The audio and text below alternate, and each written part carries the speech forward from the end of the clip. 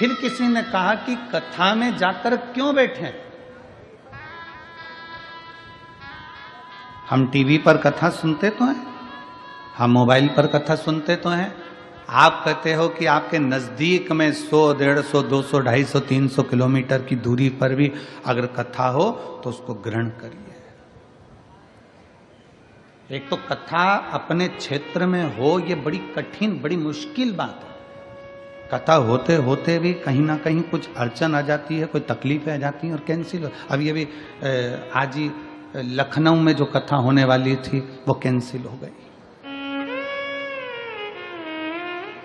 24 दिसंबर से जो 30 दिसंबर तक की कथा लखनऊ में थी वो कैंसिल हो गई। क्यों? क्योंकि जहां कथा होना थी वो प्रांगण लगभग 7-8 एकड़ का था। अब जब ये सिरपुर की कथा 60 एकड़ के प्रांगण में लगभग 100 बीघा जमीन में हो रही है, तो फिर व्यवस्था भी कैसी चाहिए? 60 एकड़ का ये प्रांगण है जिसमें भक्त लोग बैठे हैं।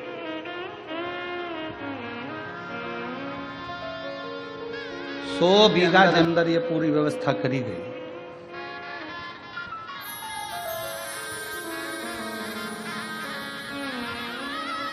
कोई पुण्य है।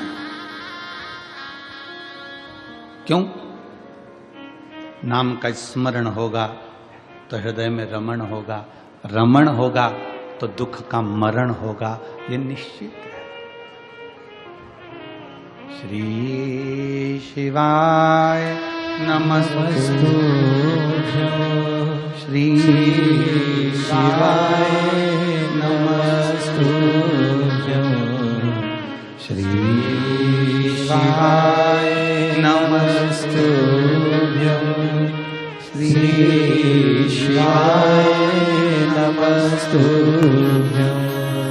श्री शिवाय नमस्तु, श्री शिवाय नमस्तु, श्री शिवाय नमस्तु, श्री शिवाय नमस्तु। फिर किसी ने पूछा कि गुरुजी पंडाल में बैठ के कथा क्यों सुने? टीवी पर सुन ले हम, मोबाइल पर सुन ले हम, पंडाल में क्यों? तो याद करो 3.5 करोड़ रोम छिद्र, यह मनुष्य के शरीर में 3.5 करोड़ रोम छिद्र हैं। इस मनुष्य के शरीर में बारीक बारीक रोमों को अगर ये पूरे शरीर के एक एक रोमों को गिना जाए तो 3.5 करोड़ रोम पूरे शरीर में है। कितने हैं? जम के बोलो जरा। 3.5 करोड़ रोम छिद्र मनुष्य के शरीर में। अग्नि पुराण में एक प्रसंग मिलता है कि पूछा गया कि ये 3.5 करोड़ रोम छिद्र परमात्मा ने मानव के शरीर में क्यों दिए? तो कहा गया, अग्नि पुराण कहती है कि 3.5 करोड़ बार मनुष्य को एक दिन में भगवान का नाम लेना पड़ेगा, तब तरेगा।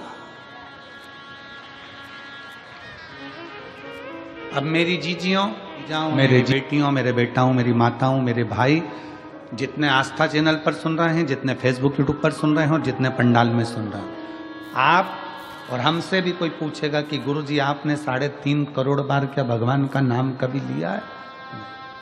आपने लिया है 3.5 करोड़ बार एक दिन में भगवान का नाम? जम के बोलो जरा।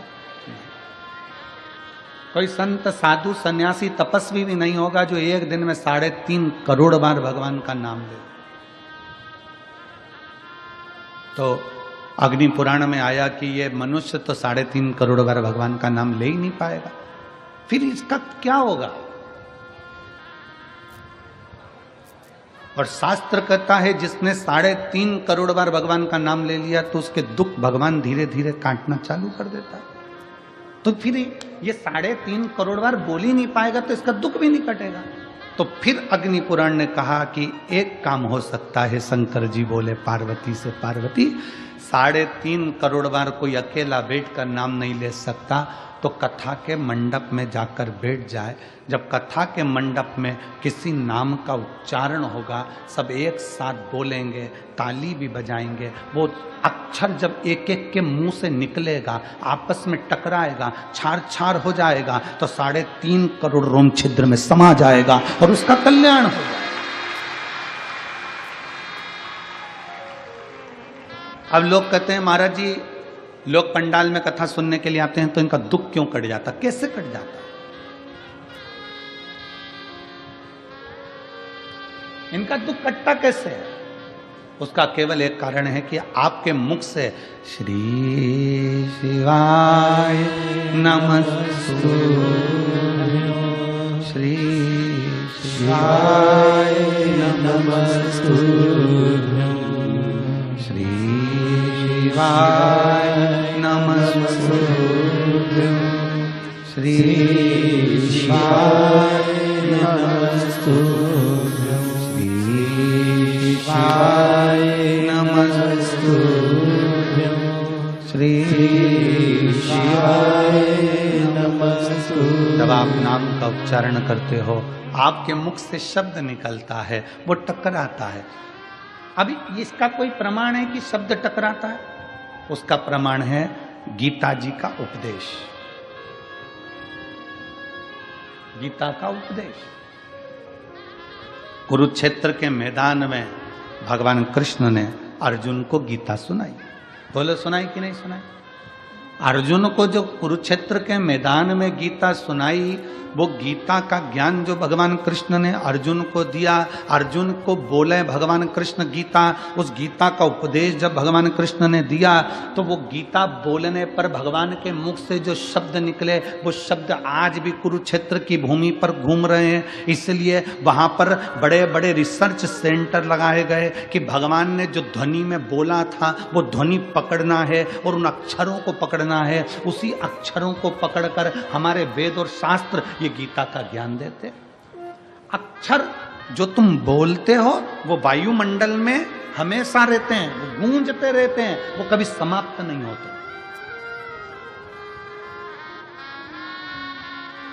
हमारे द्वारा, आपके द्वारा बोले गए अक्षर, हमारे द्वारा, आपके द्वारा बोले गए शब्द कभी समाप्त नहीं होते, वो घूम के हमारे पास आते हैं। आप किसी को बंद कमरे में एक ताला लगाओ, 1 कमरा बंद करो, 2 कमरा बंद करो, 3 कमरा बंद करो, 4 कमरे बंद करके अकेले कमरे के अंदर आप किसी की निंदा कर कर देखो, जिसकी निंदा करिए उस तक वो बात पहुंच ही जाती है। अब लोग कहेंगे हमने तो अकेले में की थी, ये बात उसके तक पहुंच कैसे गई? क्योंकि हमारे शरीर की वाइब्रेशन, हमारे शरीर की तरंगे हमारी बात को ले जाकर वहां तक छोड़ देती है जिसके लिए हमने कहा है।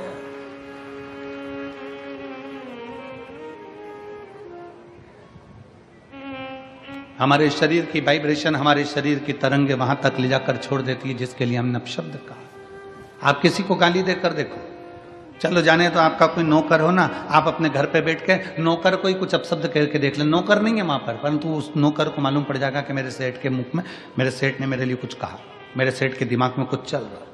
हमारी वाइब्रेशन बता देती है, हमारी तरंगे बता देती है। इसलिए शिव महापुराण की कथा कहती है, अच्छा विचार करिए, अच्छा सोचिए। अगर कोई तुम्हारा दुश्मन है ना, उसके बारे में अच्छा सोचना चालू करो। एक दिन वो दुश्मन तुम्हें सुंदर माला लाकर ना दे, तुम्हारे को गुलाब का फूल लाकर ना दे, तुम्हारे लिए गुलदस्ता लाकर ना दे, तो कहना जो दुश्मन है उसके लिए वे अच्छा सोचना प्रारंभ करो, श्रेष्ठ सोचो। बहू सास की दुश्मन नहीं है, सास बहू की दुश्मन नहीं है। अगर बहू की दुश्मन होती सास, तो अपनी रकम तुड़वाकर बहू को ना देती शादी के पहले, शादी के समय पर।